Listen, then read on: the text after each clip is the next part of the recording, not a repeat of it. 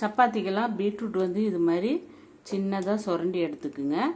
ஒரு ஆனியன் நல்லா பொடி பொடியாக அந்த ஸ்லைஸை கட் பண்ணி எடுத்துக்கோங்க. சப்பாத்திக்கு இது மாதிரி செஞ்சால் டேஸ்ட்டாக இருக்குங்க பீட்ரூட்டு. கொஞ்சமாக மஞ்சத்தூள், வரமிளகாத்தூள் உங்களுக்கு காரம் எவ்வளவோ அந்த அளவுக்கு போட்டுக்குங்க. கொஞ்சமாக தண்ணி கொஞ்சம் ஊற்றினா போதும். நல்லா ஒரு ஸ்பூனு ஆயில்,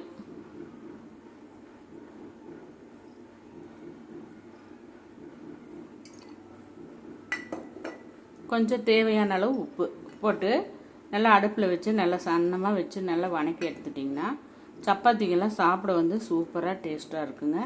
ரொம்ப சிம்பிள் மெத்தேடு, செய்யறதும் ஈஸி. நம்ம வந்து இது மாதிரி நீங்கள் வந்து டக்குன்னு அவசரத்துக்கு பீட்ரூட் நல்லா அப்படி பொடி பொடியாக வணக்கி அதில் ஆனியனும் அதே மாதிரி ஸ்லைஸ் போட்டு மற்ற ஆடெல்லாம் பண்ணி வணக்கிட்டிங்கன்னா சூப்பராக இருக்குங்க.